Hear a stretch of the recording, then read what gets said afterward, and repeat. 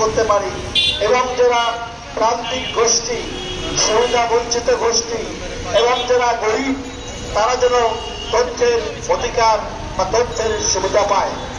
আমাদের এজন্য দেশে একটি তথ্য অধিকার আইন আছে, সেটা হচ্ছে তথ্য অধিকার আইন 2009 এবং এই সঙ্গে আমাদের একটি তথ্য আইন কমিশনও আছে।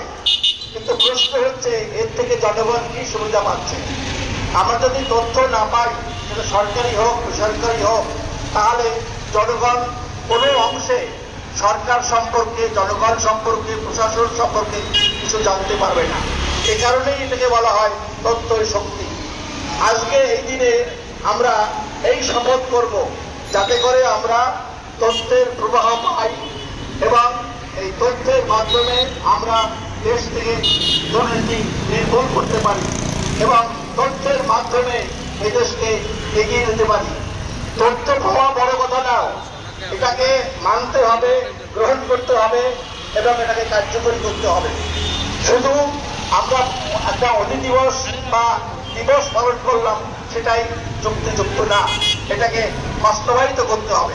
আসুন আজকে আমরা এই দিনে এই শপথ নিই যাতে করে বাংলাদেশে তথ্য প্রবাহের অবাধ ধারা বয়ে যাক।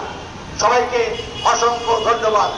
আজকে এই অনুষ্ঠানের আমরা এখানেই সমাপ্তি ঘোষণা করছি। ধন্যবাদ সবাইকে।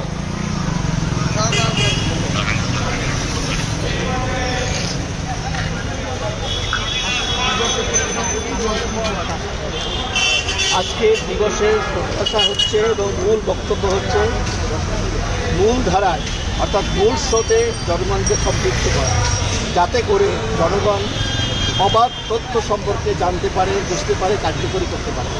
আমাদের মতো উন্নয়নশীল দেশে তথ্য এবং তথ্য প্রবাহ অত্যন্ত গুরুত্বপূর্ণ। তার কারণ হচ্ছে যারা সর্বসাধারণ, যারা প্রান্তিক গোষ্ঠী, সুবিধা বঞ্চিত গোষ্ঠী এবং যারা গরিব, তারা দেশের সরকার সম্পর্কে, বেসরকারি সমস্যা সম্পর্কে অনেক কিছু জানে না। তথ্য হচ্ছে এক ধরনের শক্তি। এই শক্তি যাতে আমরা কার্যকরী করতে পারি এবং এটা বাস্তবায়িত করতে পারি, তাহলে আমি মনে করি আমার দেশের উন্নয়ন সম্ভব। বিশ্বের অন্য দেশের মতো আমরাও আজকে এই অধিবেশন বা অনুষ্ঠান পালন করছি।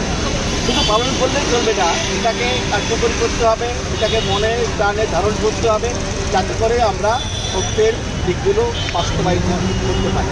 ধন্যবাদ।